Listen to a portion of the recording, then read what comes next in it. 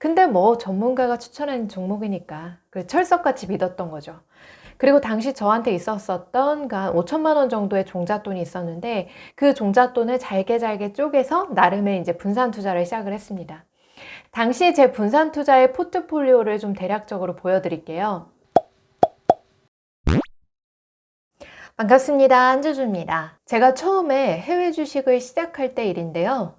서점의 한 투자 코너에서 지금 중국 주식 1,000만 원어치만 사두면 10년 후에 강남 아파트를 산다. 이런 제목의 책을 본 것 같아요. 저는 잠깐 그때 발걸음을 멈추고 그 책을 펼쳐 들었습니다. 그 책에서는 자산이 퀀텀 점프할 수 있는 기회가 중국 시장에 있다라고 딱 그렇게 명시가 되어 있었어요. 당시가 2015년이었는데 그때 중국 증시가 상승 일로에 있었습니다.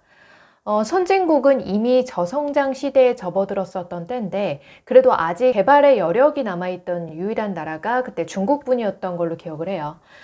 저는 이거를 절호의 이 투자 기회로 생각을 하고 그리고 2015년 6월에 처음으로 해외 주식 투자를 시작을 했습니다. 그 당시에는 해외에 상장된 주식을 직접 사는 사람들이 거의 없었던 걸로 기억을 해요.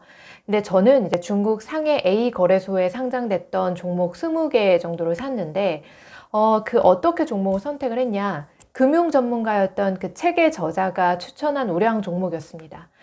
비록 저는 살면서 그 종목들의 이름을 단 한 번도 들어보지 못했어요. 근데 뭐 전문가가 추천한 종목이니까 철석같이 믿었던 거죠. 그리고 당시 저한테 있었었던 한 5천만 원 정도의 종잣돈이 있었는데 그 종잣돈을 잘게 쪼개서 나름의 이제 분산 투자를 시작을 했습니다. 당시 제 분산 투자의 포트폴리오를 좀 대략적으로 보여드릴게요. 네. 중국 주식 한 20개 종목 1,000만 원 정도로 이제 분산 투자를 했었고요. 그리고 금 ETF가 있었어요. WTI 원유 선물 ETF 있었고 또 은행 예적금도 있었습니다. 근데 제가 이렇게 이제 중국 주식을 매수를 한 지 2주가 지났을 때 중국 시장이 정말 대폭락을 맞이했어요. 종합 주가 지수가 곤두박질을 치면서 서킷 브레이커가 한 2차례 그 이상 걸렸었어요. 서킷 브레이커라고 하는 거는 주식 시장에서 주가가 급등락하는 경우에 주식 매매를 일시적으로 중지시키는 제도입니다. 제가 중국 주식을 시작했다라고 하는 걸 알고 있는 분들이 주변에 이제 몇몇 계셨어요.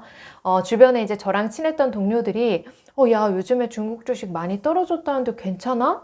이렇게 저를 좀 걱정도 많이 해줬어요. 근데 그 와중에 제가 이제 어떤 말을 했냐면 시장에 이렇게 피가 낭자할 때 투자를 해야 되는 거야. 그렇게 이야기를 당차게 정말 대답을 했던 기억이 납니다. 그리고 그거를 실행에 옮겼어요. 중국 증시가 막 연일 폭락하던 때였는데 추매하고 추가 매수하고 또 물타기하고 이러면서 계속 이렇게 주식의 비중을 늘려나갔던 거죠.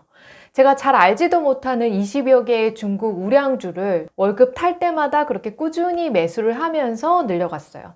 하지만 이게 폭락이 연일 이어지는 가운데 두려움에 압도되더라고요. 그래서 이제 계좌를 덮어버리고 말았습니다. 저의 첫 주식 투자는 이렇게 시작됐었어요. 제가 이 시기에 계좌를 시퍼렇게 멍드는 착각을 3가지 정도 하고 있었습니다.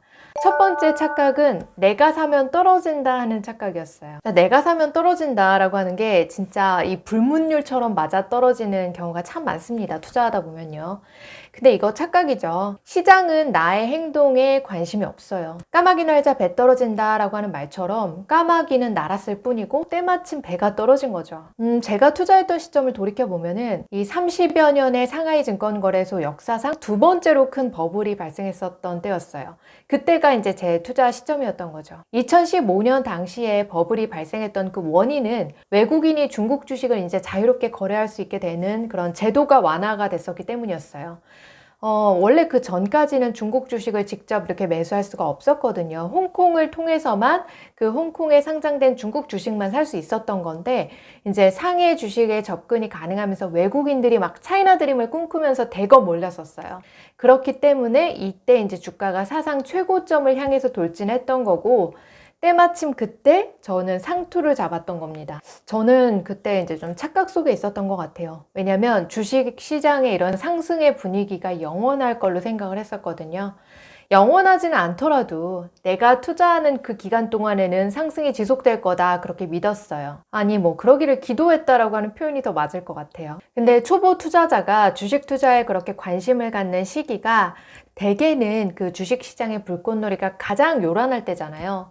이 불꽃축제의 마지막이 가장 화려한 이유는 당시에 이제 저 같은 개인 투자 세력이 많았기 때문이겠죠. 개인은 투자에 대해서 인내심이 좀 부족하잖아요. 뭐 이렇게 시장 상황에 따라서 부안해동을 많이 하기도 하고요. 이 부안해동의 무리가 시장의 전반을 확 휩쓸 때쯤이 되면 시장의 거품도 빠르게 사라지는 것 같습니다. 거품이 꺼진 후에는 시장의 폭락에 대한 다양한 그런 문제의 원인 같은 것들이 사후적으로 막 나오거든요.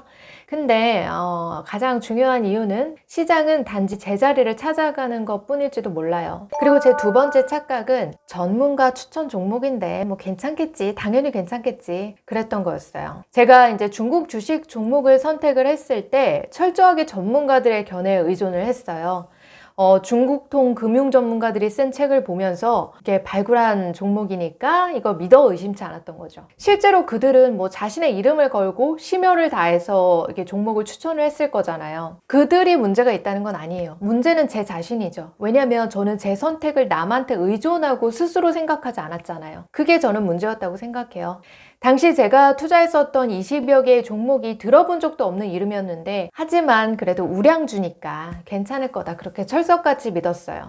게다가 1,000만 원으로 10년 뒤에 강남 아파트를 살 수 있다는데 뭘 망설이겠어요.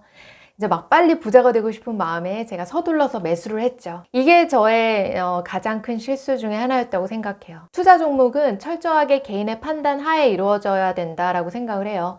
스스로 정보를 좀 탐색하고 그리고 스스로 그 제품과 서비스를 직접 체험을 해보면서 종목을 선별해 나가는 것이 가장 좋습니다. 자신이 정말 좋아서 택한 기업이 아니다라고 하면요.